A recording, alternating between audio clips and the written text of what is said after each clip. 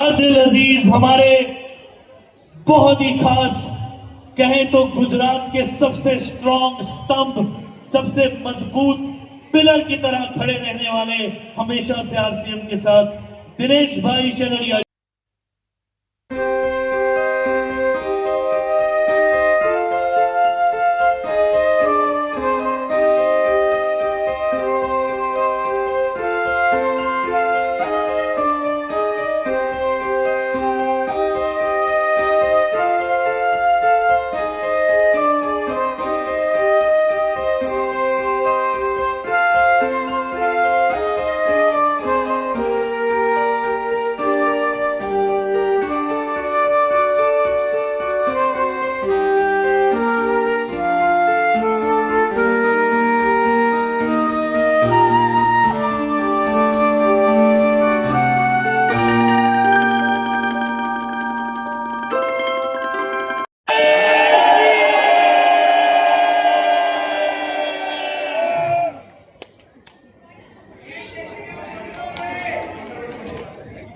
तैयार हैं?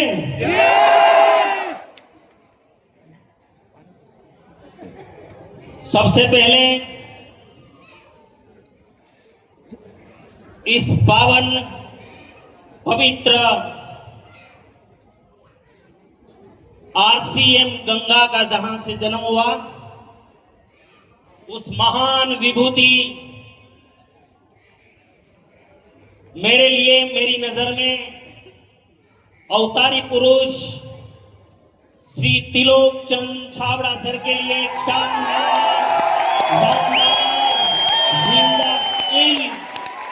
तालियां।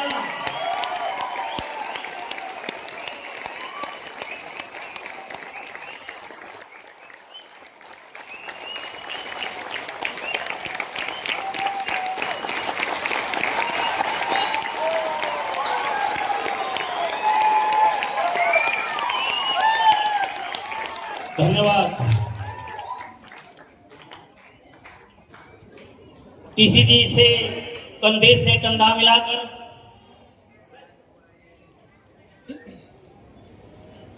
जिसने न रात देखा, न दिन देखा, न भूख देखी, न प्यास, इसे प्रियंका दीदी के लिए शानदार, जानदार, जबरदस्त ताली।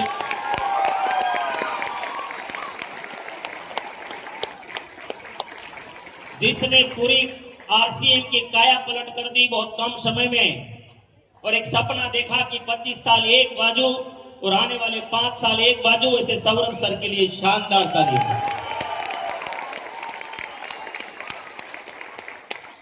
हमारे सभी सीनियर्स के लिए जिन लोगों ने आज आरसीएम को यहां तक पहुंचाया है, वो सभी महान लीडरों के लिए एक बार शानदार ताली।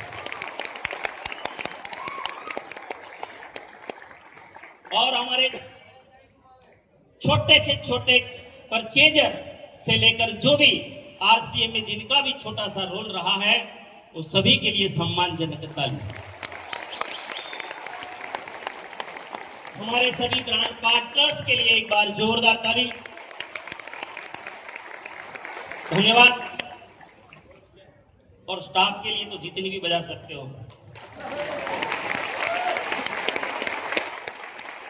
और मुझे लगता है कि शायद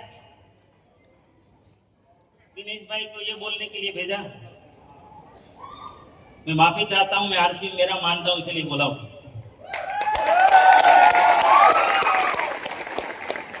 क्योंकि मेरी नजर में आरसीएम वो अलग चीज है। सब ज्यादातर लोग जानते हैं मैं इंडस्ट्रियलिस्ट हूं। जब आरसीएम में आया था उसी दिन भी मेरी इंडस्ट्रीज थी। मैं बचपन से गीता जी का उपासक रहा और बचपन से मनुष्य जीवन का पर्पस मुझे मिला था। श्रीमद् भगवद गीता में अर्जुन ने भगवान को सवाल पूछा कि मनुष्य कौन? तो भगवान ने एक लाइन में जवाब दिया कि मम वर्तमान वर्तन्ते मनुष्य पार्थ सर्वसः। अर्जुन, 100% अवतारी पुरुषों को जो फॉलो करता है वही सिर्फ मनुष्य है। अर्जुन ने कहा कि भगवान ये हमारा काम नहीं है, कुछ साफ साफ बताओ ना। तो भगवान जवाब देते हैं कि अवतारी पुरुष इस धरती पर क्यों आते हैं, आके करते क्या हैं। मैं और थोड़ा विस्तार से बताता हूं कि परित्राणाय साधूनाम विनाशाय च दुष्कृताम धर्म संस्थापनार्थाय संभवामि युगे युगे।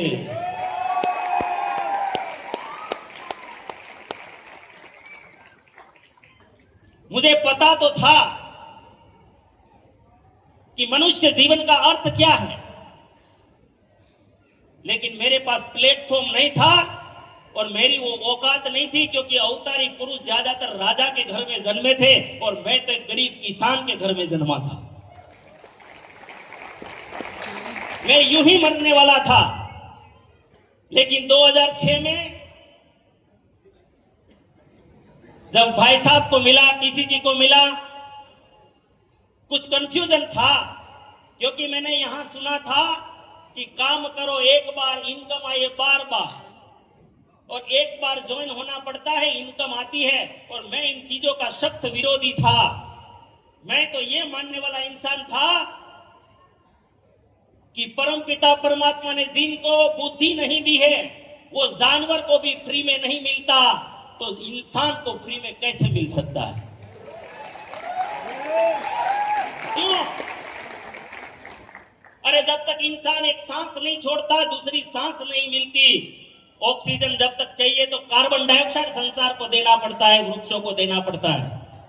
और हम फ्री की बात कर रहे हैं।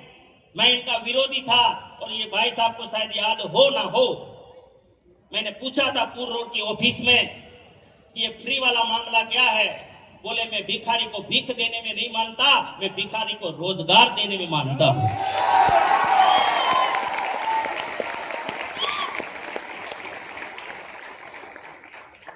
और 2 लाइन खाली प्राणगीत की उसी दिन बोली थी कि मैं इस संसार का एक एक सपना पूरा कर सकता हूं। ये सिस्टम में दम है। खुशहाल यहां पर हर जन हो, सुख शांति से पूर्ण जीवन हो। लेकिन शर्त मेरी ये है कि सब काम करे अपना अपना, और खुद पूरा करे अपना सपना। यहां फ्री में कुछ भी नहीं। काम करो, सोचा नहीं होगा हो देगा। मेरा सवाल जो था वहीं पे खत्म हो गया। मैं भाई साहब को बोला था, उसी दिन जानता नहीं था तो अहंकार भी था थोड़ा।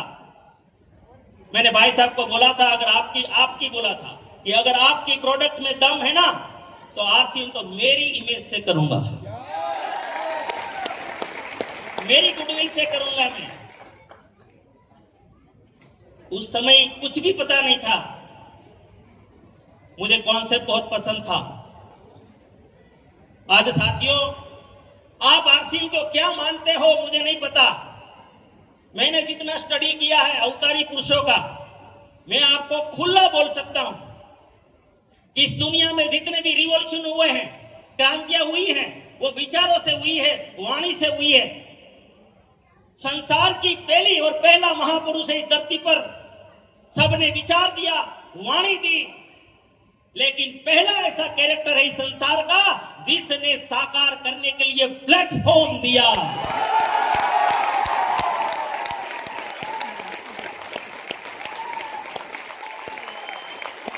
एकमात्र त्रिलोचन छाबड़ा, एकमात्र आरसीएम।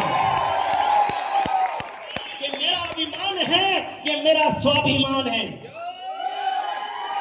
कट जाएंगे, साले मर जाएंगे, इनको कभी झुकने नहीं देंगे।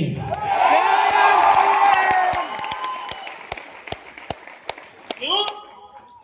क्योंकि परित्राणाय साधूनाम, सज्जन लोग संसार में सज्जन बढ़े ऐसा प्रयास करते हैं, लेकिन उसकी चलती नहीं है। तब कोई अवतारी पुरुष आता है और सज्जनों का सहारा बनता है।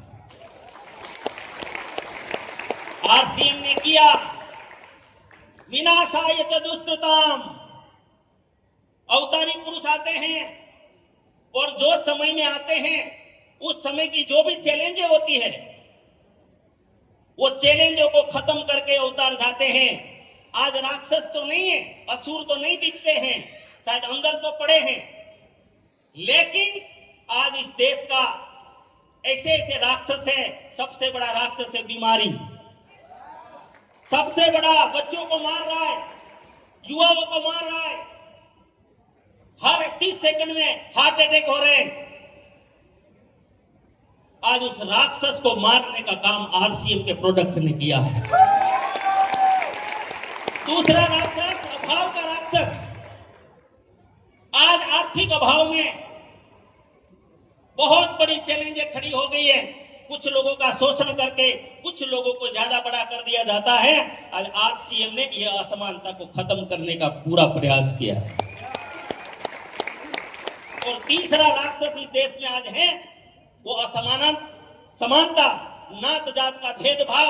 आज आरसीएम ने एक नात जात सब मिटाकर पता नहीं कौन धर्म, कौन जाति, कौन ज्ञाति, कौन भाषा, आज सब एक दूसरे को गले लगा रहे हैं। क्या आरसीएम राक्षसों को खत्म नहीं कर रहा है? तो दूसरा चरण भी आरसीएम कंप्लीट कर रहा है कि विनाशाय च दुष्कृताम और धर्म संस्थापनार्थाय। दुनिया धर्म को हिंदू, मुस्लिम, सिख का ईसाई बोलती है, लेकिन असली धर्म क्या है? मैं अगर किसी का पति हूं तो मैं मानता हूं मेरा पति धर्म क्या है। अगर कोई पत्नी है तो पत्नी का धर्म क्या है, भाई है तो भाई का धर्म क्या है। ऐसे सब जगह अपने अपने धर्म हैं।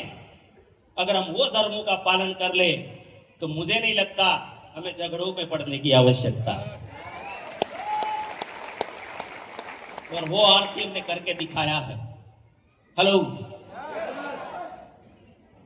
इसीलिए समझना है तो इशारे में समझ जाइए।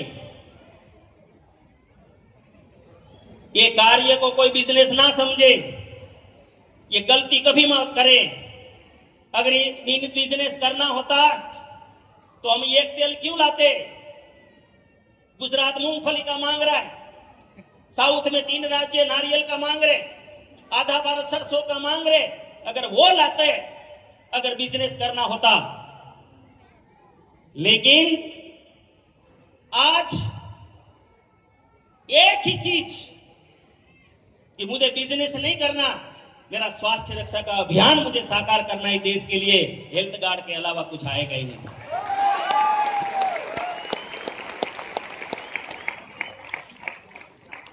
बहुत सारे प्रोडक्ट की मोनोपोली है हमारे पास, लेकिन हमने व्यापार नहीं किया। इसीलिए जो आज शायद पहली बार आए हैं इस सभा में, और मैं सभी को ये कहना चाहता हूं कि अगर आपको कोई कंफ्यूजन है, विश्वास नहीं आएगा, मैंने जो बात कही नहीं आएगा, हमारे साथ बैठिए। हम आपको एक एक चीज का क्लियर करेंगे, एक एक कंफ्यूजन क्लियर करेंगे। लेकिन अब हमें आपका साथ चाहिए, नहीं तो देश बर्बाद हो जाएगा, कुछ नहीं बचेगा। इसीलिए हम सहकार मांग रहे हैं। ये रूपांतरण यात्रा का और कोई अर्थ नहीं है, बस हमें सहकार चाहिए, जागरण चाहिए। बहुत बहुत धन्यवाद। कहिए कि आपके शब्दों से अगर किसी को दुख पहुंचाओ, मैं तो देख रहा हूं कि इतना सुख पहुंचा है आपके एक एक शब्द से कि हम सामने कुछ आंखों में नमी देख सकते हैं। ये कहानी, ये प्यार, ये अनुशासन और सबसे बड़ी बात उनकी आप लोगों की तरफ और आप लोगों की उनकी तरफ ईमानदारी व्यक्त करती है। एक बड़ी जोरदार तालियां इस कमाल की संस्था